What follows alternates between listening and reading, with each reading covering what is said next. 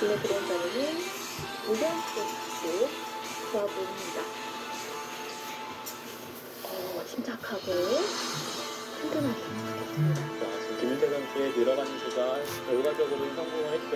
이 뛰어가는 수가 좀 강력하다라고 생각을 했기 때문에 김은재 선수가 받는 쪽으로 선택을 했고, 이렇게 되면은 제기 입장에서는 늘고 나서 이 땅립 구간은 당연히 득입니다. 네. 2단계로 종전을 위한 최종 합의에 이른다는 구상입니다. 올해 트럼프 초에 대통령은 이란을 향해 2024 한중 열라고 거칠게 싱가포르 선거지에서 일본의 나카무라 스미레 선수와 우민 선수에게 모두 승리하면서 우승을 차지했습니다. 이란 전쟁이 휴전과 아주 기분 좋은 확전 사이 승리였을 것 중대한 같고요. 갈림길에 섰습니다. 오늘 첫 소식 네, 특히 김민표 우민 기자. 선수에게는 아시안 게임에서 패배한 게 너무 아팠는데 그 점을 좀 중재국 파키스탄이 만회를 어젯밤 시켰다는 미국과 것에 이란에 보낸 김민재 것으로 알려진 선수도 중재안은 좀 기뻤을 거예요. 즉각적인 네. 휴전 뒤 종전 합의에 2024년 나서자는 기분 좋은 2단계 출발을 접근법입니다. AP통신은 복수의 그래서 중동 정부 이어서 관계자를 인용해 이거는 45일간의 휴전과 호르무즈 2024년 해협 재개방을 세 골자로 번째 하는 해주세요. 평화한 초안을 미국과 이란이 받았다고 보도했습니다. 현재까지는 아주 팽팽합니다. 이란이 호르무즈 해협 봉쇄를 풀면 미국과 이스라엘이 공격을 멈추고 휴전에 들어가 종전을 위한 본격적인 협상을 하자는 구상으로 해석됩니다. 중재국을 통해 간접 협상이 진행되고 있고 위코프 미국 특사와 아라그치 이란 외무장관 사이에 네, 김윤재 직접적인 차관. 문자 메시지 교환도 최근에 이루어지는 것으로 랭킹이 8개 알려졌습니다. 상승해서 협상 진행 상황에 대한 출시되고요. 양측의 공식 또 발표는 아직 소량 없는 가운데 누렸고 이란 측 고위 최근에 관계자는 기대가 좋은 로이터 선수입니다. 통신에 일시적인 휴전과 맞바꾸는 것이라면 호르무즈 해협을 다시 열지 않겠다고 말했습니다. 작년에 대비해서 랭킹이 휴전한 많이 협상 속보가 올라왔고요. 전해지기 전 트럼프 미 대통령은 자신감도 있게 호르무즈 생긴 것 해협을 같고 열지 않으면 보니까 지옥에서 이 살게 정도는 될 거라며 있어요. 이란을 거칠게 일단 뭐 압박했습니다. 좋은 자리는 잘 그러면서 찾아가고 있고요. 교량과 김은태 발전소 선수가 초토화 작전 상대를 개시 시간을 최대한 타이트하게 미동부 시간 몰아붙이면서 화요일 오후 이 8시 우변 쪽에서 우리 밀고 시간으로 나서 화요일 오전 입구까지 9시로 교환을 한 것도 하루 좋았고, 연기했습니다. 김은지 지난달 선수도 21일 지금 처음으로 여기 워낙 48시간 큰 자리를 시간을 차지를 제시하며 하니까 네. 최고 실리적으로 동점을 확실히 달렸다가 좀 닷새 추격을 당한다라는 열흘 느낌을 줄 하루로 수가 세 없거든요. 번째 연기한 겁니다. 그래서 트럼프 대통령은 이란과 깊이 있는 협상을 진행 중이라고 밝히기도 했지만 호르무즈 이쪽에 해협에 보기 대한 보니까 이란의 여기 입장이 완강해 백집이 생각보다 현재로선 꽤 커 시한내 보이기는 해요. 합의 가능성이 높지 않다는 전망이 유세합니다. 네, 그렇습니다. SBS 지금 김민표입니다. 흑의 입장에서도 그냥 무난하게 호르무즈 진행을 해협 해서는 봉쇄는 오히려 집으로 미국이 앞선다라는 해결할 일이 느낌이 아니라는 전혀 들고 트럼프 있지는 않기 대통령이 때문에 불변했습니다. 김은지 선수도 지금 이번엔 가변 비속어까지 쪽을 써가며 진입을 하면서 호르무즈 승부를 띄운 해협을 거죠. 열라고 정상적인 이란을 후지 압박합니다. 입장에서 이 손을 미는 해협 정도이지 봉쇄가 않나 미국 생각을 하고 경제까지 흔들어 있었는데요. 비판이 커지자 이거 입장을 바꾼 타이트하게 걸로 우리가 보입니다. 압박을 하는 거죠. 이어서 유덕기 기자의 네. 보도입니다. 미는 것은 좀 싱겁다라고 판단을 한 거죠. 현지 시간 5일 트럼프 대통령은 김재단 이란을 미쳤다고 오늘 지칭하며 아주 호르무즈 냉정하게 해협을 침착하게 당장 잘 열라고 하고 있습니다. 욕설을 퍼부었습니다. 미국은 중동의 원유가 필요 없으니 호르무즈 해협은 필요한 나라가 알아서 하라던 것과는 180도 다른 태도입니다. Number one, buy oil from the United 나이가 States of 이걸 America. We have 가르친다. plenty. We have so much. And number two, build up some 칠년 delayed 전 courage. 전 Should have done it 나이가 before. 트럼프의 욕설 발언에 대통령이 SNS에 모두 나이가 미친 어린 사람처럼 선수들입니다. 떠들고 있다. 제정신이 아니라는 비판이 어떻게 쏟아졌습니다. 이렇게 침착하게 가지고 또 다른 있을까요? 민주당의 저는 정치인은 이 자신이 당선되는 트럼프 사람이 행정부에 안 있다면 되거든요. 정상적인 임무 수행이 불가능하면 대통령 권한을 중단시킬 수 있는 김민재 수정헌법 선수는 워낙 25조를 경험이 논의했을 많아졌기 것이라고 때문에 이제는 직격했습니다. 미국 방송이나 내에서는 일반 호르무즈 대국이나 큰 봉쇄 차이가 이후 없을 거예요. 휘발유값이 심리적 저지선인 갤런당 4달러를 넘고 물가 폭등 우려가 제기되면서 트럼프 지지율은 30%대로 김민재 선수의 생각은 추락했습니다. 여기에 Saying they need to do 이기고 something about it. It's just overwhelming. Who we can blame? 보내드립니다. We blame Trump for this. 11월 중간선거를 앞둔 트럼프가 시간에 쫓기면서 더 다급해지고 있는 겁니다. 해설의 호르무즈 항만 열리면서 홍성수 나갈 거니까. 안녕하세요. 트럼프 대통령은 다스리겠다고 내년 신호를 좀 새해가 보일 거고 되면 하니까 그런 거 못할 것 계획을 같아요. 일관성 없고 거친 트럼프의 대응은 호르무즈 해협 개방 문제가 미국의 아킬레스건임을 오히려 노출시켰다는 분석이 나옵니다. SBS 유덕입니다. 2023 크라운 대회 대회 이어서 중동 현지를 연결해 보겠습니다. 장선희 특파원, 45일 휴전 이후에 종전하는 방안이 수면 위로 올라왔는데 이란 측은 어떤 반응을 내놓고 있습니까? 대행의 32강 토너먼트로 네, 조금 전 바가의 이란 외무부 대변인이 브리핑에서 일단 휴전하자는 중재안에 대해 이란의 요구사항을 담은 답변이 준비됐다고 밝혔습니다. 휴전을 하기 위해 이란이 요구할 것들이 있고 이게 관철돼야 휴전할 수 있다는 얘기입니다. 또 이 요구사항들은 적절한 시기에 공식 발표하겠다고 했습니다. 특히 협상은 최후 통첩이나 전쟁범죄위원과 양립할 수 없다면서 임시휴전은 침략자들의 재정비를 위한 전쟁 중단일 뿐이라며 휴전에 부정적인 입장을 보였습니다. 앞서 미국이 제시한 15개의 종전 조항도 지나치게 일방적이고 비합리적이라 이란이 수용할 수 없다는 입장을 재확인했습니다. 좀 더 자세히 살펴보면 그리고 미군의 이번 장교 구출 작전이 우라늄 탈취 목적으로 시행됐다는 의혹이 나오고 있다고요? 네, 저기서는 얼마 전에 바둑리그에서 한판 제공을 네, 이란 했었는데 외무부 대변인은 미국의 추락한 전투기 조종사 구출 작전이 우라늄 탈취 목적으로 실행됐을 가능성이 있다고 주장했습니다. 미국 측이 조종사가 숨어있던 곳은 이란 남서부의 특정 주였다고 밝혔는데 실제 미군 항공기가 착륙한 지점은 이곳에서 멀리 떨어진 이스파한 남부였다는 겁니다. 이런 정황을 근거로 이번 작전이 이란의 우라늄을 탈취하기 위한 기만 작전이었을 가능성이 있다고 덧붙였습니다. 앞서 이번 중재안의 쟁점은 호르무즈 해협이라고 짚어드렸는데 현재 해협 통행 상황은 김은재 어떻습니까? 선수가 잘 알려지지는 않았지만 이 선수가 좀 네, 잘 오늘까지 된다는 4일 평가를 많이 연속 받고 일본 있는 선수 미쓰이 중에 한 3선의 명이기 때문에 LNG 운반선이 오늘 호르무즈 김은재 해협을 선수가 통과했습니다. 이름값에 인도로 있어서 가는 것으로 당연히 알려졌는데 훨씬 더 유명한데 일본이 선언은 없는 만만치 것으로 않은 선수가 될것 전해졌습니다. 같아요. 이란은 호르무즈 해협을 막았다 풀었다 하면서 통제권을 갈수록 강화하고 있습니다. 네. 현지 시간 5일 하루에만 15척의 선박이 이란군의 허락을 받고 해협을 통과했다고 이란 관영 통신이 발표했습니다.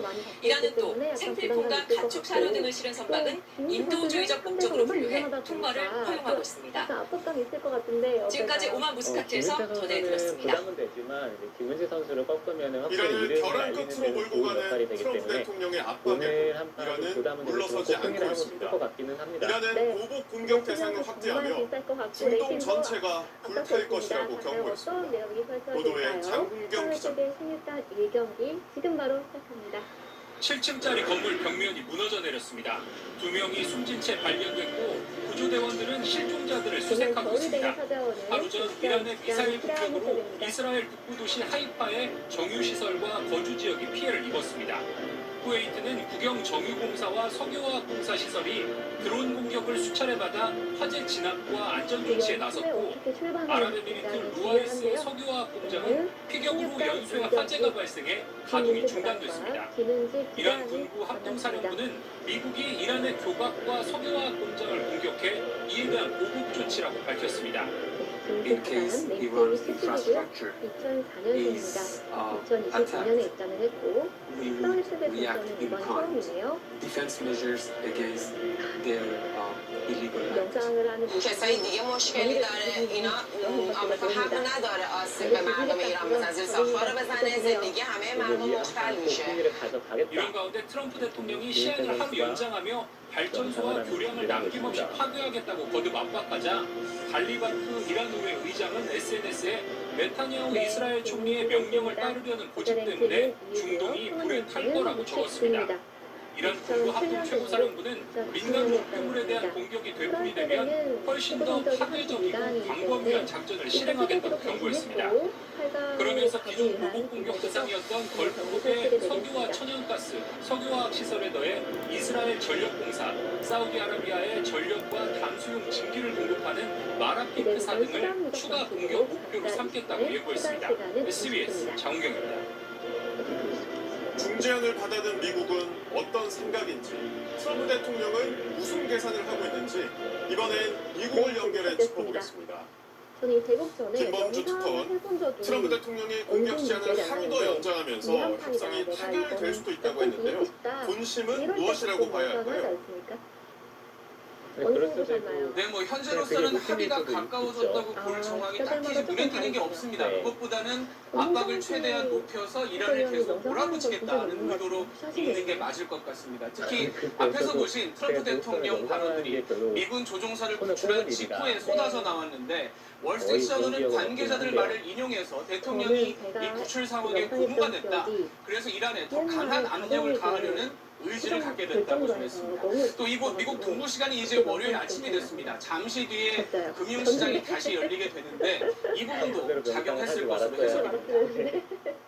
그런데 이런 반응을 보면 트럼프 뜻대로 판이 움직이는 건 아닌 것 같네요. 근데 명상을 하면 보면 그렇습니다. 트럼프 대통령도 말로는 좀 협상이 된다 이렇게 얘기를 하면서도 사실은 분노를 하는 걸로 해석이 됩니다. 트럼프 대통령이 SNS에 이란 사람들한테 쓴 욕설은 참 미국에서는 공개적으로 쓰는 게 금기시된 말들입니다. 그렇게 공습을 하고 지도부를 제거했는데도 자신 뜻대로 되지 않는데 지금 짜증이 난 걸 그대로 드러냈다 이렇게 읽을 수도 있는 부분입니다. 또 미국 내에서도 비판이 커지는 이 부분도 심기를 건드린 것으로 해석이 됩니다. 미국 언론들이 앞다퉈서 발전소나 다리 같은 민간 기반 시설을 공격하면 이게 국제법을 어기는 전쟁 범죄를 저지르는 것이라고 지적을 하고 있습니다. 또 대국민 연설에서는 호르무즈가 미국 목표가 아니라고 하더니 이제는 목표라고 한다. 정확한 방향이 없다. 이런 비판도 이어지는 상황입니다. 한국 시간으로 6시간 뒤에 이제 새벽 2시에 기자회견을 열 예정인데 이런 질문과 비판들에 대해서 직접 답을 하는 과정에서 정확한 상황을 읽을 수 있을 것으로 예상이 됩니다. 지금까지 뉴욕에서 전해드렸습니다. 네, 지금 이 상황에서 전투기가 격추되며 이란에서 실종됐던 미군 장교를 구출한 작전의 전모가 속속 전해지고 있습니다. 부상당한 장교는 바위틈에 몸을 숨긴 채 버텼고 계속해서 밀어가는 최종의 특수부대원 200여 명이 투입돼 극적인 구조에 성공했습니다. 때 전형우 이후에 기자. 흙이 물러가든지 아니면 이쪽 부분을 선택을 이란 시간 3일 오후 선택을 미군 하면서 F-15 전투기가 이란군의 휴대용 미사일에 격추됐습니다. 트럼프 대통령은 어깨에 메고 쏘는 미사일에 격추됐다며 이란군의 운이 좋았다고 했습니다. 미군은 블랙호크 헬기 등을 투입해 탑승자 구출에 나섰습니다. 선택을 했는데요. 어느 정도 자신이 있다고 봐야겠죠.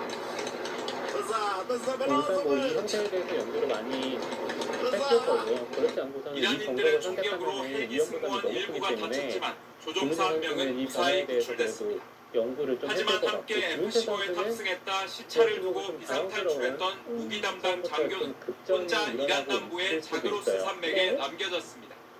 발목을 다친 이 장교는 권총 한 자루만 지니고 해발 2,000m가 넘는 사납지대의 바위 틈에 숨었습니다. 격추 14시간 뒤 장교의 첫 생존 신호가 포착됐습니다. 가디스굿 신은 선하다는 무전이었습니다. 미군은 처음 생존 신호를 받고 이란군의 함정일 가능성을 의심했습니다. 하지만 CIA의 첨단 특수기술로 그가 이란군의 포로가 되지 않고 혼자 바위산에 숨어 있다는 걸 확인한 뒤 미군은 빌라덴 사살 작전을 수행했던 네이비실 등 특수부대원 200여 명으로 구출에 나섰습니다. CIA는 조종사를 구조해서 차량으로 이동 중이라는 거짓 정보로 이란군을 교란하고 MQ-9 리퍼 드론으로 장교가 은신한 지역 주변을 폭격해 이란 병력 접근을 차단했습니다. 이스라엘군도 공습으로 구출 작전을 지원했습니다. 현지 시간 5일 새벽 장교를 무사히 구출했지만 투입된 수송기 2대가 고장나 작전 병력 전체의 발이 묶이는 위기에 처하기도 했습니다. 미군은 고장난 수송기를 폭파하고 터보프롭 수송기 3대를 추가 투입해 실종 36시간 만에 구출 작전을 마무리했습니다. SBS 전용입니다. 좋은 자리가 되기 때문에 이쪽을 타이트하게 둬서 흙이 하변을 최대한 손을 빼더라도 부담이 SBS 되게끔 그래서 이쪽에 미는 자리가 신경이 쓰이게끔 이란이 미군 전투기를 격추하고 미국은 탑승했던 실종자를 이란 땅에서 극적으로 구출하면서 양쪽 모두 승리에 북한이라고 생각을 하고 있었는데 하지만 이런 상황이 전쟁을 더 위험하게 만들 것이라는 경고가 나오고 이쪽 부분에 침입을 이어서 노린다든지 손명한 기자. 이쪽을 어떻게 처리를 할지 고민이 될 수밖에 없어요. 시커멓게 타버린 헬기와 항공기 잔해들이 여기저기 흩어져 있습니다. 이란 국영 언론이 격추된 F-15 전투기 조종사 구출 작전 도중 미군 스스로 폭파시킨 수송기와 헬기 잔해라며 공개한 것입니다. 이란군은 신의 은총으로 미군 작전이 실패했다고 주장했습니다.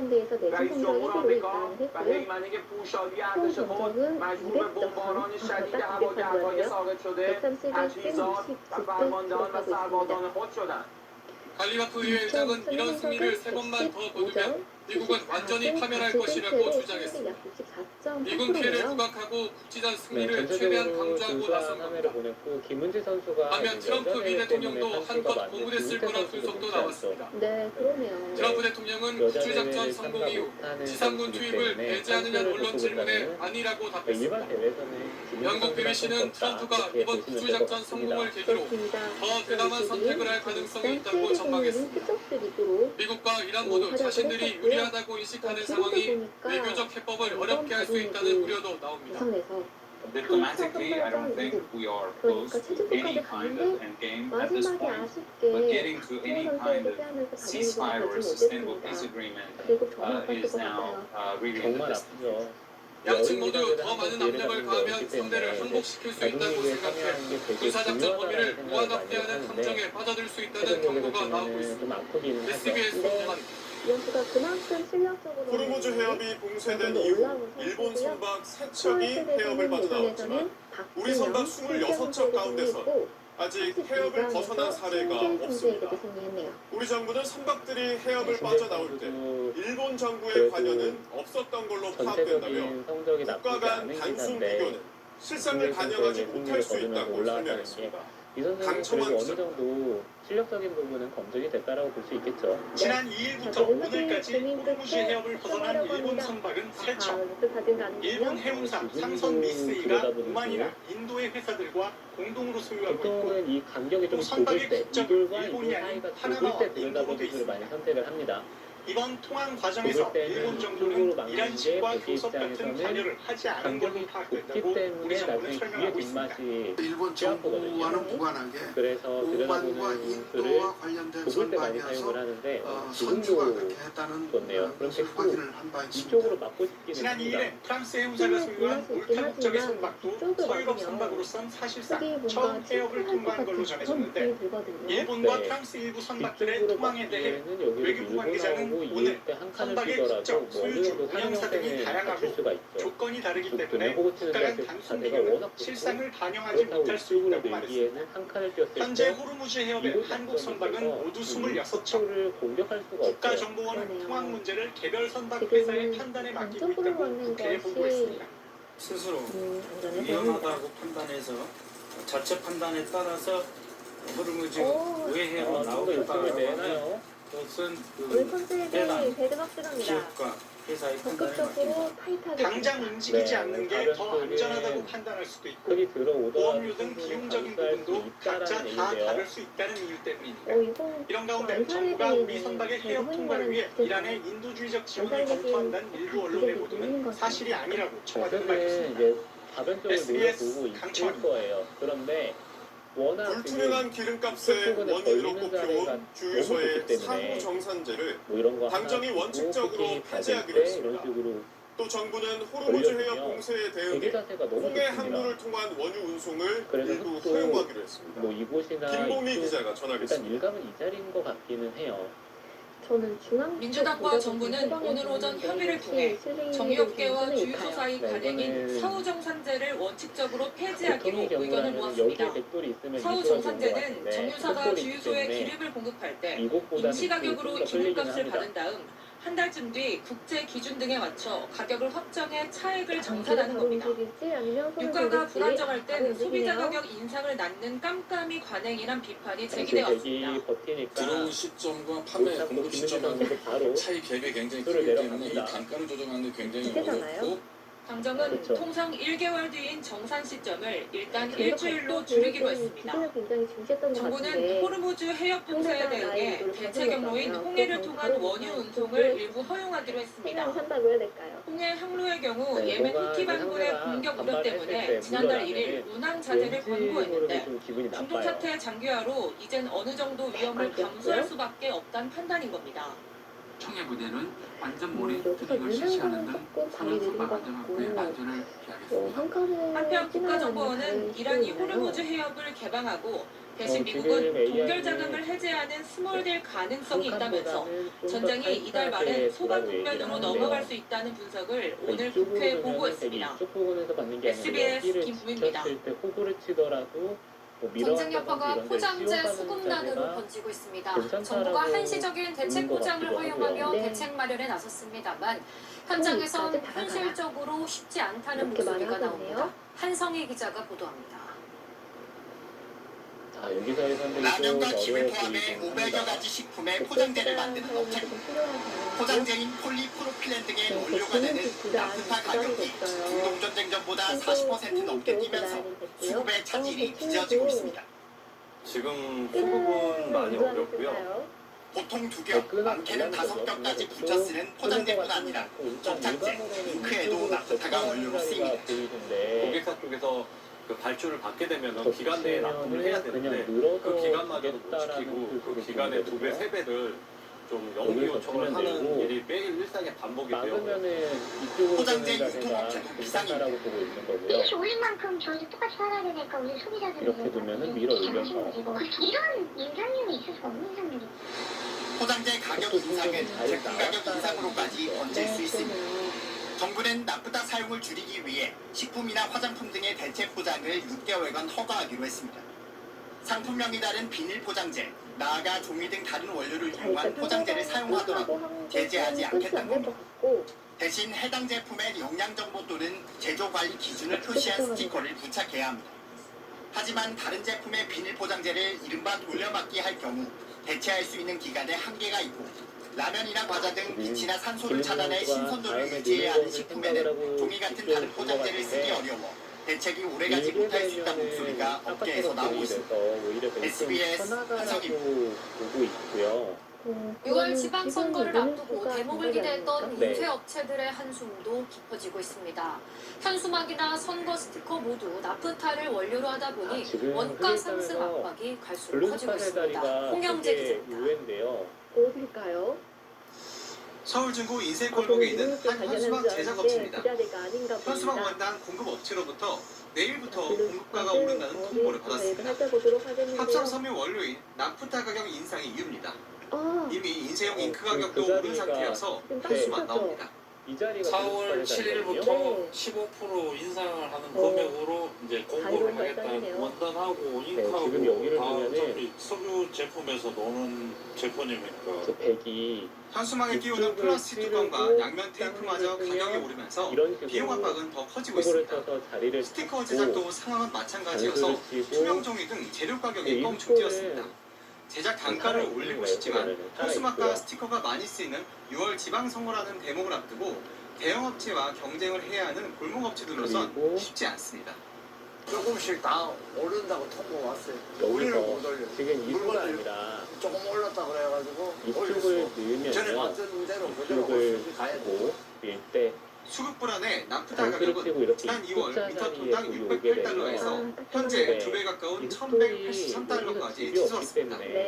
국내 석유화학 업체들은 러시아산을 비롯해 석유와의 나프타 물량이라도 최대한 확보하기 위해 총력을 기울이고 있습니다. 정부도 나프타 수출 제한에 이어 대체 물량 확보 지원에 나서고 있습니다. 석유화학 기업들이 나프타 대체 물량을 도입할 때 발생하는 수입 단가 상승분 지원 비율을 현재 50%에서 80% 수준으로 올리는 방안을 검토 중입니다. SBS 홍유지입니다. 국제유가가 급등하면서 국내선 유류 할증료가 급등했습니다. 대한항공과 아시아나항공은 다음 달 국내선 유류 할증료를 편도 기준 34,100원으로 책정했다고 밝혔습니다. 약 26,000원 오른 것으로 이달 유류 할증료 7,700원의 4.4배 수준입니다. 이번 유류 할증료는 전쟁 여파가 온전히 반영된 지난 3월 싱가포르 항공료 평균값을 기준으로 산정한 것으로 2016년 현행 체계 도입 이래 금액과 인상폭 모두 역대 최대입니다. 지금 일단 전쟁이 길어지면서 아이들과 의료 취약계층의 치료를 우려하는 목소리도 커지고 있습니다. 특히 전국적으로 의료용품 수급에 차질이 빚어지자 정부도 대책 마련에 나섰습니다. KNN 안형기 기자가 취재했습니다. 그렇게 되고 여기를 찌르고 받을 때 맞고 환절기 목감기 등 호흡기 질환 환자들로 소아청소년과는 분주합니다. 하지만 중동전쟁 이후로 이제 남은 의료용품 재고를 신경 써가며 치료해야 합니다. 많이 쓰는 주사기 일부는 이미 품절됐고 수액백이나 호스 세트까지 급격하게 줄고 있습니다. 네. 이대로면 주사기가 없어 아이들 치료를 못할까 걱정까지 나옵니다. 이게 비계 형태예요. 정전된 상태에서는 아무리 못하는 똑같습니다. 이쪽에 병원 자체가 할 수 있는 돌파를 방법 중에 당하면 너무 아프기 때문에 약국에서도 물약통 등 기본 용품 부족이 예상되면서 부재 차질 우려가 커지고 있습니다. 어린이들에게 필수인 물약통은 이미 주문량의 70% 정도만 겨우 공급됩니다. 아까 수급이 잘안 되니까 전자에서 가격을 쓰자고 말씀드린 사람만 들고 있습니다. 약봉지는 아예 주문을 해도 제때 공급이 안 됩니다. 환자들은 불안할 수밖에 없습니다. 당장 아이가 무조건 물량만 먹어야 하니까 알약을 먹을 수 없어서 일단 대체제가 없어서 너무 불편할 것 같고 근데 안전하다는 보장도 없고 이런 상황은 전국적으로 확산되고 있어 정부에서 대책 마련에 들어갔습니다. 예술 제품 생산 과정에 필요한 원료의 낙타, 플라스틱 수지 등이 일반 공급될 수 있도록 조치를 하고 있습니다. 중국 전쟁으로 인한 수급량이 발생하지 않도록 협력하고 관리해 나갈 것입니다. 하지만 미국과 이란의 전쟁이 장기화될 가능성이 커 아이들부터 시작된 의료용품 부족은 만성질환자와 노령층 등 의료 취약계층 전반으로 확산 우려가 커지고 있습니다. KNN 안현기입니다. 소비자 만약에 이거 먹고도 이석증 안 좋아지면 잘 찾아오세요. 그럴 수가 없어요. 원리적으로 무조건 달라. 커지고 있습니다. 그렇군요. KNN 안현기입니다. 이재명 대통령이 다음 달 9일 만료되는 다주택자 양도소득세 중과 유예 조치와 관련돼 그날까지 토지거래 허가를 신청한 경우에도 중과를 유예하는 방안을 제안했습니다. 시장에 다주택자 매물이 더 나올 수 있도록 말미를 더 주겠다는 취지로 풀이됩니다. 박예린 기자입니다. 저희가 보통 적해는 이재명 대통령은 오늘 국무회의에서 다음 달 9일 다주택자 양도소득세 중과의 유예 조치가 만료되는 상황과 관련해 토지거래 허가 절차 등을 고려하면 이달 중순 이후로 더는 매각이 불가능하다는 판단을 많이 하는 것 같다며 이런 보완책을 제안했습니다. 5월 9일이라고 하는 시한은 우리가 지키되 5월 9일까지 허가 신청을 한 경우까지는 허용을 하는 게 어떨까 싶습니다. 다주택자가 양도세 중과 대상에서 제외되려면 다음 달 9일까지 토지거래 허가를 받고 계약까지 마쳐야 하는데 기준을 계약 완료가 아닌 토지거래 허가 신청 시점으로 바꾸면 다주택자들이 집을 처분할 수 있는 시간적 여유가 더 생긴다는 얘기입니다. 이 대통령은 다주택자와 비거주 1주택자 사이에 이른바 역차별 현상도 지적했습니다. 토지거래 허가 구역에서 다주택자가 집을 팔 경우 기존 세입자의 임대기간이 남아있다면 매수인의 실거주 의무를 유예해주고 있는데 1주택자가 집을 팔 땐 이런 유예를 적용받지 못하기 때문입니다. 단기간이나마 갭 투기를 허용하는 꼴이 돼서 다주택자에게만 그런 기회를 부여했습니다. 지금 상황은 수요를 자극하거나 공급을 늘리는 효과가 훨씬 더 클 것으로 판단이 됩니다. 이 대통령의 검토 지시와 관련해 국토교통부와 재정경제부 등은 관련법 시행령 개정에 착수할 예정입니다. SBS 박예린입니다. 형태가 되겠습니다. 무늬만 가업을 내세워 상속세를 회피하는 편법 승계를 막기 위해 정부가 제도 개선에 나섰습니다. 주차장 운영업이나 실제 빵을 굽지 않는 대형 베이커리 카페 등은 가업 상속 공제 대상에서 제외하는 방안을 추진하기로 했습니다. 최희선 기자가 보도합니다. 흑돌이 사는 건 어렵지가 않아요. 근데 국세청이 수도권 대형 베이커리 카페 25곳을 조사한 결과 11곳에서 가업 상속 공제 난용 소지가 발견됐습니다. 가업 상속 공제는 사망한 가족이 10년 이상 경영한 중소 중견 기업을 승계할 때 최대 600억 원까지 상속 재산에서 공제하는 제도입니다. 부모 명의의 사업장인데 실제로는 자녀가 운영하거나 공제를 더 받으려 사업장 부지에 주택을 포함한 경우가 있었습니다. 제과점으로 등록하고도 제빵시설 없이 커피 전문점으로 운영한 곳이 7곳으로 가장 많았습니다. 가업 상속 공제는 대를 이어 승계할 만한 사업 노하우가 있는 경우 상속세 부담 때문에 사업을 포기하지 않도록 하기 위해 지난 1997년 도입됐습니다. 하지만 개정 과정에서 별다른 노하우가 필요없는 업종이 포함되고 공제 금액도 늘다 보니 편법 상속 수단으로 변질됐다는 비판이 있었습니다. 주차장업은 2020년 공제 대상이 됐는데 이후 수도권에 생긴 사설 주차장이 761곳으로 전체의 절반이 넘습니다. 주차장이 가업이에요? 이 소리가 나서 사람이 무서운 게 무슨 가업이에요? 네. 주유소 업종도 공제 대상인데 도심권 주유소 5곳의 평균 공제 금액은 62억 원에 달합니다. 정부는 가업 상속 공제 대상과 범위를 축소하고 현재 최소 경영 기간인 10년을 상향 조정하는 방안을 검토하기로 했습니다.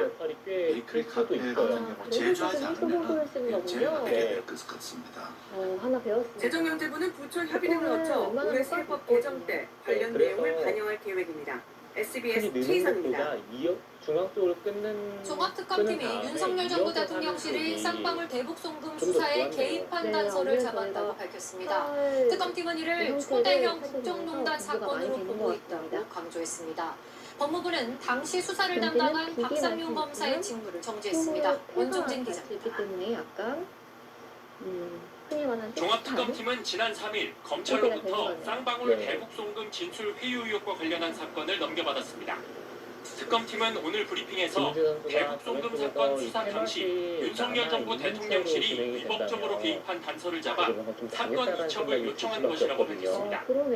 26년 3월 초순경에 쌍방울 대북 송금 사건 관련해서 윤석열 정부 대통령실이 여기는 호구를 치는 순간 흑돌이 살았다라는 특검팀은 해당 단서에 대해서는 말을 아꼈지만 이 사건을 국가 권력에 의한 초대형 국정농단으로 의심하고 있다고 강조하기도 했습니다.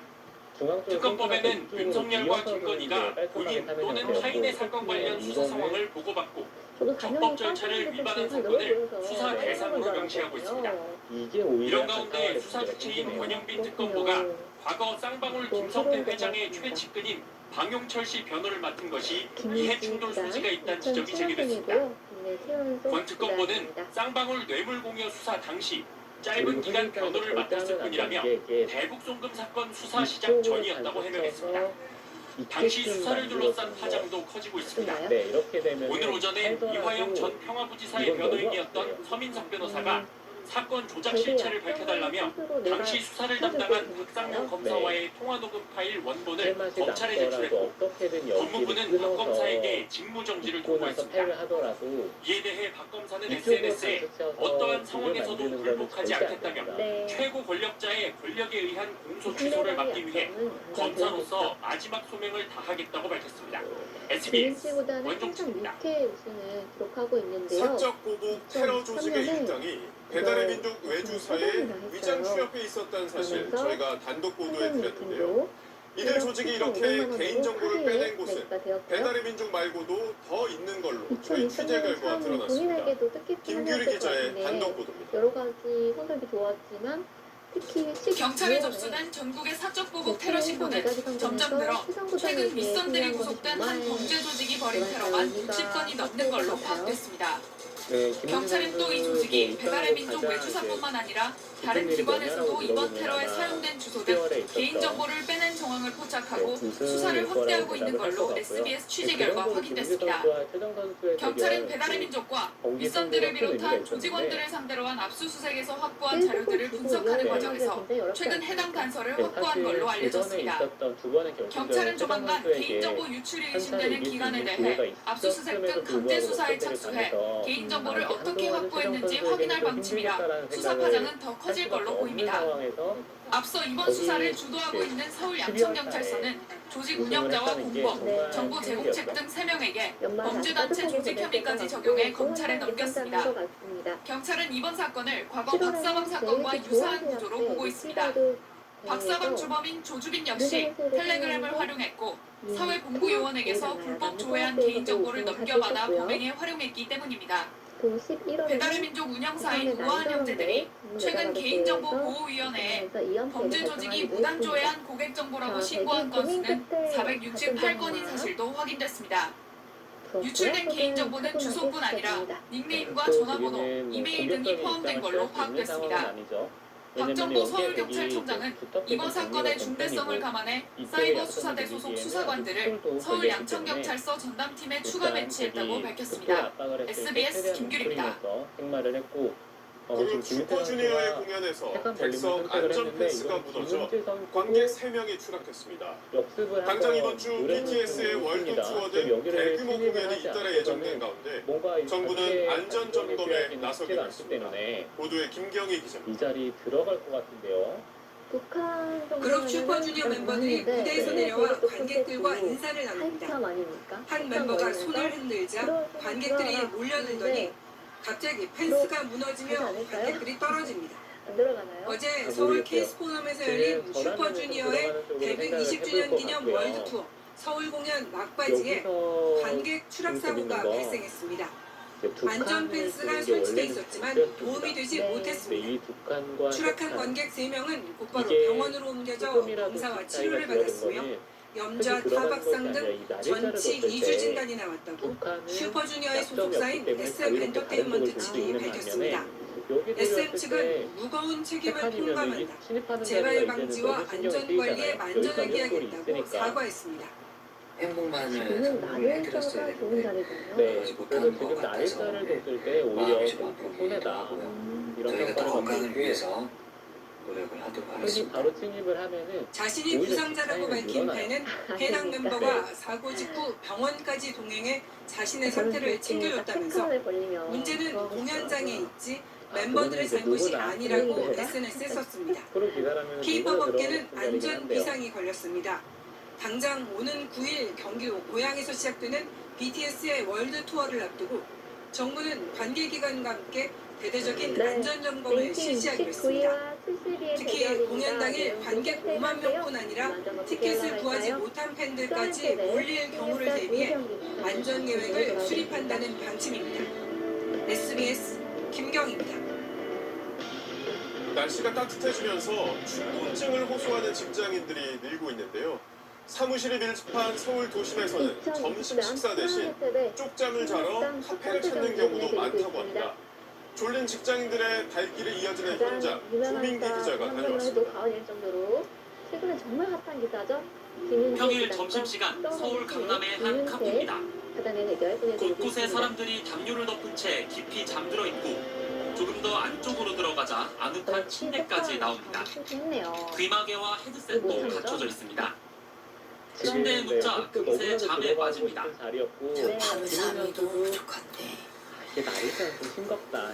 이게 자상일 때, 가벼운 일대에서 뭔가 실패를 좀 맛봤기 때문에 이런 데는 회계장에서 들어갈 수 있는 침대가 있는 카페 수면실의 1시간 이용료는 8,000원. 평일이면 정오가 되기 전 방 9개가 대부분 찹니다. 뻐근함을 풀어주는 안마의자에서 잠을 청할 수도 있습니다. 회사가 휴게문화이 좀 부족하다 보니까 일주일에 한 서너 번 정도 왔습니다. 여의도역 인근 카페입니다. 여느 카페와 다른 게 없어 보이지만 대개 생각은 이거예요. 흙이 받는다라고 이렇게 안쪽엔 사방이 막힌 쪽잠 공간이 마련되어 있습니다. 오전 11시 반에 5개 방 예약이 전부 마감됐습니다. 야근, 회식 등의 이유로 잠이 부족한 직장인들 사이에서 이른바 수면 카페 인기가 높아지고 있습니다. 무엇보다 회사 밖이라 쪽잠을 자도 마음이 편합니다. 주변 동료분들인데 자는 모습 보이기가 조금 부담되는 부분이 있어서 지난 2년간 한국인 평균 수면 시간은 5시간 26분으로 집계됐는데 권장 수면 시간 7시간에서 8시간보다 2시간가량 부족합니다.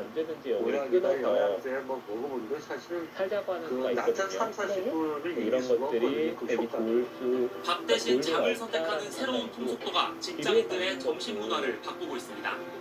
SBS 조민기입니다. 언제든지 여기를 장기 기증으로 4명을 살리고 세상을 떠난 김창민 영화 감독이 집단 폭행을 당해 숨졌다는 사실이 뒤늦게 알려져 논란이 일었습니다. 이 사건에 대한 경찰의 초동 수사가 부실했다는 의혹이 커지고 있는 가운데 검찰이 전담팀을 꾸려 수사에 착수했습니다. 김민중 기자가 취재했습니다. 안녕이 사라졌다라는 뜻이죠. 그러네요. 식당 안에서 몸싸움이 벌어지더니 밖으로 나온 일행 중 한 명이 남성의 멱살을 쥐고 흔들다 헤딩이 친 뒤 여러 명이 질질 끌고 다닙니다. 지난해 11월 4명에게 장기 기증을 하고 세상을 떠난 영화감독 저는 김창민 씨가 유목자가 집단 폭행을 당하는 모습입니다. 이런 생각이 들 것 같아요. 김 씨는 당일 새벽 돈가스가 먹고 싶다는 발달장애 아들의 말에 해당 식당을 찾았다가 다른 손님들과 시비가 붙었던 걸로 알려졌습니다. 경찰과 구급차가 출동해 병원으로 옮겨진 김 씨는 의식을 잃고 쓰러진 지 19일 만에 뇌사 판정을 받았습니다. 이 사건으로 구속된 피의자가 한 명도 없다는 사실이 뒤늦게 알려지면서 경찰의 구실 수사 여부가 도마에 올랐습니다.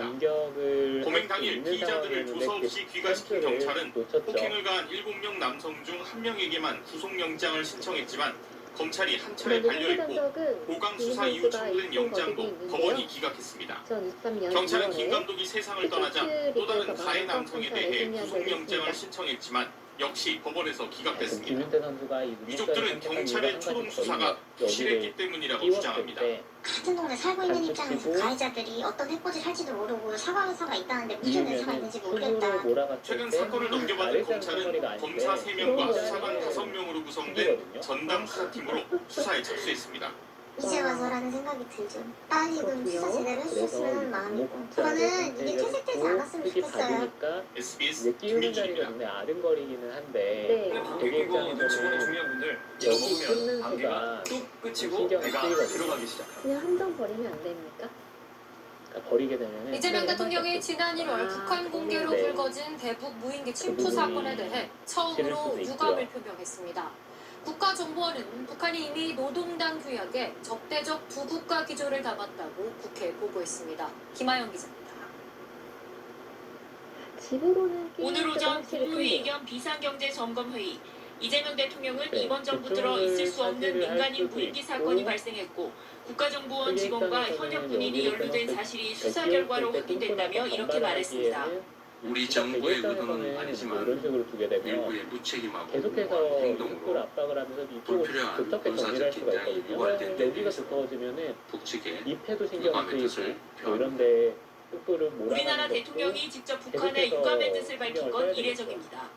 이 대통령은 이어 국제질서가 크게 흔들리는 시기일수록 한반도의 평화와 안정이 무엇보다 중요하다고 힘주어 말했는데 이란 전쟁으로 국제사회의 불확실성이 커진 만큼 남북 간 신뢰를 최대한 회복해 한반도에서 긴장이 고조되는 건 막아보겠다는 뜻으로 풀이됩니다. 하지만 북한은 남북 간 적대적 두 국가란 구조를 최상위 규범인 노동당 규약에 이미 반영한 사실이 뒤늦게 파악됐습니다. 국정원은 국회 보고에서 지난 2024년 6월 개정된 북한 노동당 규약을 입수해보니 그렇게 파악됐다고 밝혔습니다. 개정 노동당 규약에서는 공화국 국방부 사회주의 건설 혹은 통일전선 전선 등의 문구가 삭제되었습니다. 북한은 한반도를 북반부와 남반도로 나눠 자기들의 영토는 북반부라고 표현해왔는데 그런 내용을 폐기한 걸로 분석됩니다. 2년 중심의 특수관계보다 일반 국가로 진행한 측면, 특히 남북이 결국 두 개의 국가를 인식이 모두 드러나지 되겠네요. 이종석 국정원장은 국회에서 김정은의 딸 주의 위상에 대해 신빙성 있는 첩보가 근거라며 후계자로 봐도 될 것 같다고 밝혔고 김여정은 실질적 권력이 없다는 점이 확인됐다고 말한 것으로 전해졌습니다. SBS 김하영입니다. 지난 2월 빗썸에서 비트코인 62만 개, 60조 원어치를 잘못 지급한 사건이 있었습니다. 금융당국이 앞으로는 모든 가상자산 거래소에 5분마다 자세를 점검하는 시스템을 의무적으로 도입하도록 했습니다. 박재근 기자가 보도합니다. 저도 좀 물어보고 싶어요. 고객 이벤트로 62만 원을 지급하려다가 직원 실수로 62만 개의 비트코인을 지급한 빗썸. 회사가 가지고 있는 비트코인의 13배가 넘는 60조 원어치가 지급되면서 유령 코인 논란을 불렀습니다. 쉽지 않나요? 실제로 있는지 그냥 각자 돈으로 그냥 클릭 딸깍 하면 주어지는 게 오징어 때 비트코인을 팔아 현금을 빼갔는데 빗썸은 10분이 지나서야 대응에 나섰습니다. 실제 코인 보유량과 장부상 거래된 코인을 대조하는 작업이 하루에 한 번만 이루어졌기 때문입니다. 하루로 알고 있는데 맞나요? 네, 현재는 하루 단위로. 금융당국이 5대 가상자산 거래소를 검사했더니 두 곳만 10분 이내로 대조하고 있었고 빗썸을 비롯한 나머지 세 곳은 하루 한 번만 대조 작업이 이루어지고 있었습니다. 이벤트 보상 등은 수작업이 필요한 고위험 거래인데도 5곳 중 4곳이 직원이나 부서장 1명의 승인만으로 지급이 가능했습니다. 금융위원회는 빠른 사고 인지와 대처가 가능하도록 모든 거래소가 5분마다 잔고와 실제 잔고를 맞춰보도록 의무화하기로 했습니다. 이벤트 때는 고유 계정과 불리한 전용 지급 계정을 여러 명의 승인을 거쳐 지급할 수 있게 바꾸기로 했습니다. 매달 외부 회계법인의 감사를 받아 모든 코인의 실제 보유량과 장부상 보유량 등도 공시하게 했습니다. 김민재 선수의 어떤 단순한 기술 플랫폼이 아니라 금융 기반으로 간주하기 시작했다는 점이 중요한데요. 이런 기준들이 이제 적용된다는 것은 그동안 거래소의 내부 통제 공백이 상당히 컸다는 걸. 오지급 사고 이후 빗썸에 대한 현장 검사를 벌였던 금융감독원은 법률 검토를 마무리하는 즉시 제재 절차에 착수할 방침입니다. SBS 국장님도 잘 두고요. 올해 1분기에 국경을 넘다 적발된 마약류가 무려 180kg에 달하는 것으로 나타났습니다. 아기 침대 속에 숨겨 들어오는 등 그 수법 또한 더 교묘해지고 있는데요. 직접 비행기를 타고 마약을 들여오는 여행자 밀수는 1년 전보다 2배 넘게 급증했습니다. 이태원 기자의 노릴 수밖에 없는 상황이고 관세청 직원이 아기용 침대의 목재 프레임을 톱으로 자르자 속에 있던 흰 가루들이 흘러나옵니다. 시약 검사를 해보니 클럽 마약으로 불리는 케타민이고 또 다른 과자 포장 안에서도 은박지로 감싸 숨겨뒀던 마약이 모습을 드러냅니다. 모두 독일에서 소포편으로 국내 반입하려다 당국에 적발된 겁니다. 관세청은 올 들어 1분기 중 이런 식으로 국내에 반입하려던 마약 밀수가 총 302건으로 적발 규모만 180kg에 달했다고 밝혔습니다. 적발 중량은 지난해 같은 기간보다 5% 줄었지만 건수로는 13% 증가했습니다. 밀수 경로별로는 여행자 반입 신호가 3월까지 7건, 32kg이 적발되는 등 건수와 중량 모두 각각 전년 동기 대비 40%와 73% 대폭 증가했습니다. 반면 국제우편의 경우 건수, 중량 모두 감소했고 특성 화물은 건수는 줄고 중량은 소폭 늘었습니다. 당국은 코로나 시기를 기점으로 국제우편과 특성 화물에 집중됐던 밀수 경로가 다시 여행자 경로로 돌아오고 있는 걸로 분석된다고 설명했습니다. 품목별로는 필로폰이 123.9kg 적발돼 가장 많았고 이어 31.6kg 적발된 향 정신성 의약품 등 신종 마약 순이었습니다. 특히 이번엔 2024년 이후로는 적발된 적 없던 헤로인을 국내 체류 중인 한 영국인이 국제우편으로 들여오려다 단속되기도 했습니다. 출발 국가별로는 태국에서 가장 많은 마약 밀수가 이뤄졌는데 올 3월까지 54.6kg이 적발돼 지난해와 재작년에 이어 1위를 기록했습니다. 관세청은 마약 전담 검사대를 통한 우범자 집중 검사로만 178건, 64kg을 적발해 전년보다 건수는 128%, 중량은 78% 늘었다며 6월까지 시범 운영한 이후 본격 가동하겠다고 밝혔습니다. 단수를 치게 되면은 크게 쉽게 탈출이 가능하죠. 지방선거 소식입니다. 민주당에서 오는 9일 경선 결과를 앞두고 서울시장 경선 후보들 간 막판 신경전이 치열합니다. 조금 전 발표된 충남지사와 세종시장 본경선에선 과반 득표자가 없어 2명씩 결선을 치르게 됐습니다. 박재현 기자입니다. 어디를 볼까요? 민주당 서울시장 공천 본경선에서 박주민 후보는 정원호 후보 측이 일부 여론조사 결과를 왜곡해서 유포하고 있다고 오늘 주장했습니다. 정 후보 측이 SNS 등을 통해 홍보한 한 여론조사 자료의 경우 민주당 지지층 내 후보 적합도에서 정 후보가 박 후보를 29%포인트 이상 앞선다고 기록되어 있는데 이는 모름이나 무응답 수치를 임의로 뺀 뒤 지지율을 환산한 것으로 두 후보 간 격차를 더 크게 보이도록 만든다고 박 후보는 주장합니다. 쫓기는 마음에 급하실 수 있겠지만 명백히 선거법 위반이기 때문에 엄중히 경고합니다. 진짜. 하지만 정 후보 측은 모름과 무응답을 제외하고 백분율을 정확히 다시 계산했고 이를 자료에 명확히 표시했다며 공직선거법이 금지하는 허위와 왜곡은 없고 민주당 경선 투표 중 일반 국민 여론조사도 모름과 무응답을 배제한다고 반박했습니다. 그걸 굳이 기억이 안 나고 확인해 보겠습니다. 전현희 후보는 정 후보보다 자신의 중도 확장성이 더 크다며 정 후보를 겨냥했습니다. 강남에서 민주당의 최초로 국회의원으로 당선됐던 그런 경력이 있습니다. 제가 여전히 압도적인 경쟁력을 가지고 있지 않나. 오늘 저녁 발표된 민주당 충남지사 본경선 결과 박수현, 양승두 후보가 결선을 치르게 됐습니다. 세종시장 그 경선에선 이춘희, 조상우 후보가 결선에 진출했습니다. SBS 박지현입니다.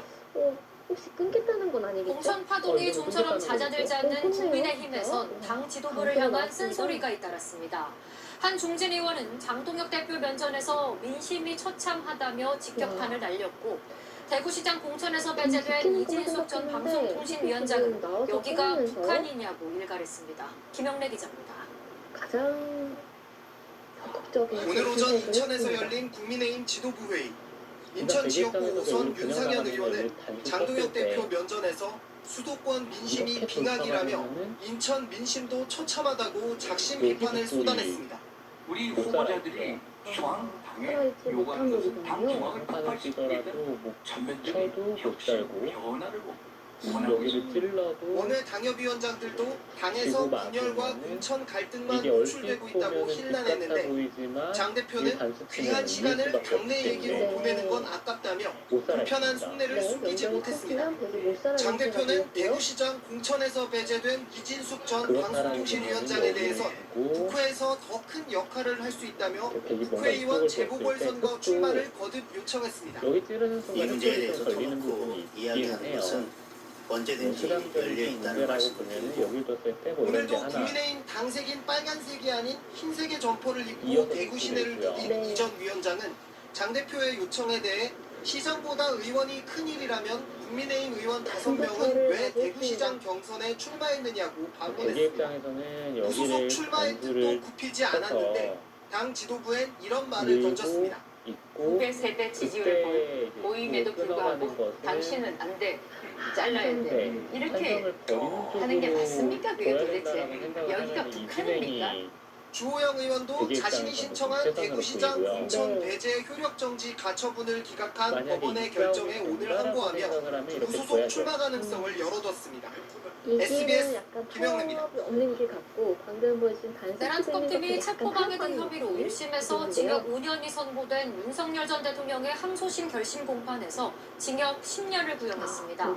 특검팀은 윤 전 대통령이 지위를 이용해 공권력을 사유화하는 등 죄질이 불량하고 1심 판결 이후에도 반성하지 않고 변명으로 일관하고 있다고 지적했습니다.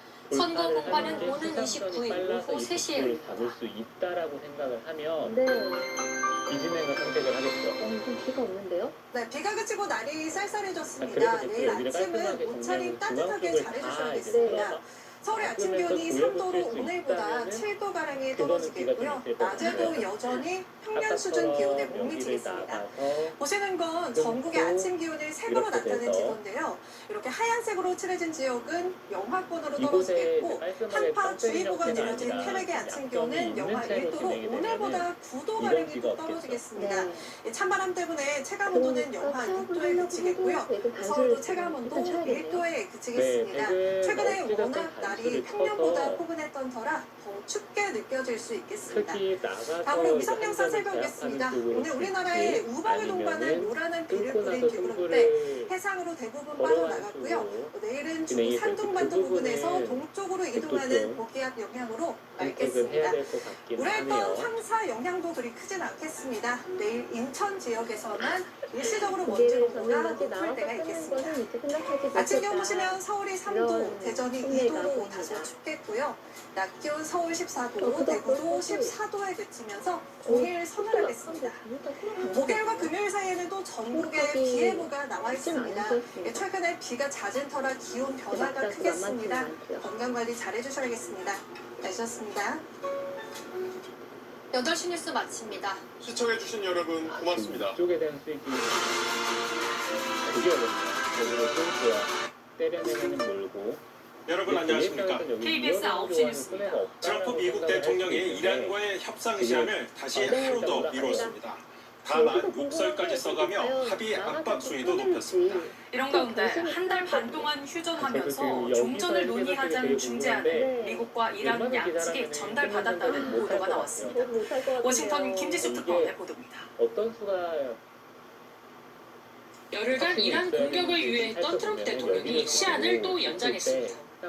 이번엔 미국 동부 시간 7일 오후 8시, 한국 시간 8일 오전 9시까지로 당초 유엔시안에서 24시간 더 늘렸습니다. 대신 압박 강도는 더 높였습니다. 호르무즈 해협을 개방하지 않으면 이란의 모든 발전소와 교량을 폭격하겠다면서 SNS에 욕설까지 썼습니다. 언론 인터뷰에서도 합의 가능성이 크지만 합의하지 않는다면 이란의 모든 것을 날려버릴 거라고 으름장을 놨습니다. 그러면서 며칠 전 이란과 직접 협상을 진행하는데 합의할 뻔했지만 5일 뒤에 만나자고 하는 게 진지하지 않다고 느껴 다리를 공격했다고 설명했습니다. 지상군 투입 가능성도 배제하지 않았습니다. 이란 인프라 시설을 집중 공격해 국가 기능을 마비시키고 승리를 선언하는 출구 전략이란 관측이 나옵니다. 이런 가운데 파키스탄이 일단 휴전 후 종전을 논의하는 2단계 중재안을 미국과 이란에 전달했다고 로이터 통신이 보도했습니다.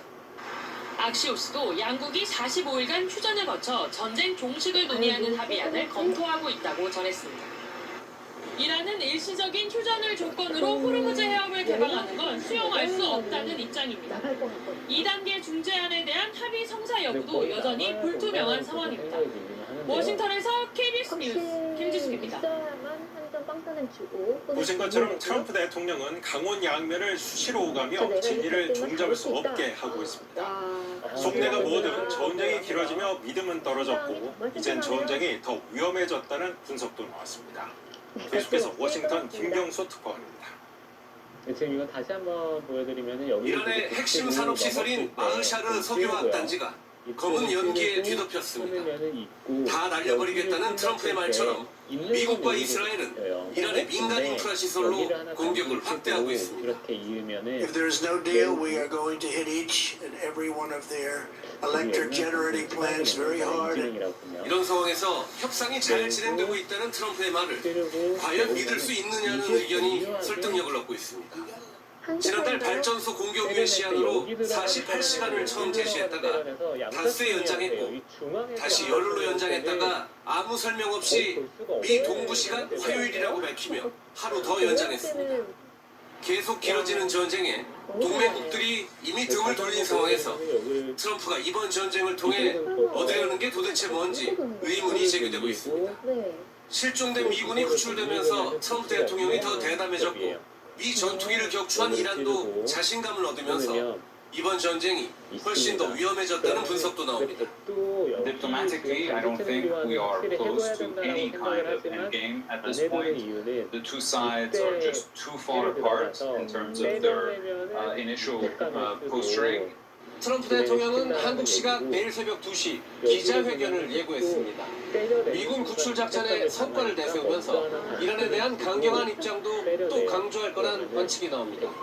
워싱턴에서 KBS 뉴스 김경수입니다. 네, 이란 역시 거세게 반격하면서 민간 시설을 계속 공격하면 더 강하게 보복할 거라고 경고했습니다. 미국 가정은 생지우게 되고 중동은 불타게 될 거라고 말했습니다. 정윤석 특파원입니다. 지금 정도의 차이라고 얘기를 해주는 건데 큰 폭발음과 함께 불꽃이 사방으로 튑니다. 건물 윗부분이 화염에 휩싸였습니다. 현지 시각 5일 쿠웨이트의 석유시설과 건물에 이란의 드론이 날아들었습니다. 정유시설이 있는 이스라엘 하이파에선 이란의 폭격으로 지금까지 2명이 숨졌습니다. 이슬람 혁명수비대는 이스라엘과 중동 국가들의 주요 석유시설 5곳을 타격했다고 밝혔습니다. 앞서 대형 교량과 석유화학단지에서 공격을 당한 이란이 대규모 보복 공격에 나선 겁니다. در صورت تکرار حمله به اهداف غیرنظامی مراحل بعدی عملیات‌های تهاجمی و تلافی‌جویانه ما بسیار کوبنده‌تر و گسترده‌تر اجرا خواهد شد. 트럼프 대통령의 잇따른 위협에도 이란의 반격은 국경을 가리지 않고 더욱 거세지는 모양새입니다. 갈리바프 이란 의회 의장은 트럼프의 무모한 행동이 미국의 모든 가정을 생지옥으로 이끌고 있고 네타냐후의 지시를 따르겠다는 고집 때문에 중동 지역 전체가 불타게 될 것이라고 비난했습니다. This is an express public incitement for war crimes and crimes against humanity, and I would say for genocide. 이란은 앞서 중동 국가의 대규모 교량들과 10여 곳의 미국 빅테크 관련 기업들을 타격 목표로 경고했습니다. 트럼프의 거듭된 최고 통첩에도 헤즈볼라와 후티 반군의 지원 속에 별사항전을 이어가고 있습니다. 방콕에서 KBS 뉴스 정유섭입니다. 지금 호르무즈 해협은 이란의 무기나 마찬가지입니다. 일부 국가의 말을 선별적으로 열어주고 있습니다. 그러면은 오만으로. 때려내면은 자, 노재영 기자, 주말 새 해협을 지나간 배들이 얼마나 됩니까? 블룸버그 통신이 선박 추적 데이터를 분석한 결과 주말 사이 약 16척의 선박이 호르무즈 해협을 통과했습니다. 11척은 페르시아만을 빠져나갔고 5척은 페르시아만으로 진입했습니다. 현지 시간 지난 4일엔 이란에서 출항한 4척과 사우디에서 출항한 선박이 그리고 하루 뒤엔 이라크산 원유 100만 배럴을 싣고 말레이시아로 향하는 유조선 2척과 인도로 향하는 LPG 운반선 1척이 호르무즈를 통과했습니다. 네, 어떤 배는 통과하고 어떤 배는 안 되고 이 기준이 뭡니까? 약간의 실수라고 얘기를 일단 이란이 하는데요. 선별적 개방으로 입장을 굳힌 건 확실합니다. 앞서 해협을 통과한 일본 선박의 경우 오만 정부 소유의 배이기 때문에 원활하게 통과했다는 분석도 나왔습니다. 이런 느낌이었는데 독자들은 지금 노래가 아프겠습니다. 왜 실까요? belong to the government of Oman because it's only Oman ships allowed to go through the Iranians. They have good relation with the Iranians for LNG. 이게 늘고요. 어차피 이란은 친이란 국가 선박과 중국, 인도 등 우호국을 중심으로 통행을 허가한다고 밝힌 바 있습니다. 이번 LNG선 사례를 보면 오만 연계 선박 등 비접대국에 대해서도 통과를 허용하는 것으로 보입니다. 네, 우리로선 해협 봉쇄가 풀리는 게 절실한데요. 현재로선 가능성이 있습니까? 이런 데를 젖으면은 이렇게 젖혔을 때 미 정부 당국은 이란이 호르무즈 해협 봉쇄를 해제할 가능성이 낮다는 보고서를 내놨습니다. 미국이 이란의 대량 살상 무기를 막으려다 호르무즈 봉쇄라는 대량 교란 무기만 안겼다는 비판도 나오는 상황입니다. 오히려 호르무즈 봉쇄가 이란의 가장 강력한 협상 지렛대가 됐다는 평가까지 나오고 있습니다. 지금까지 오만 무스카트에서 KBS 뉴스 오정입니다. 이런 뜻이군요. 네, 단패가 아니라 뭐 한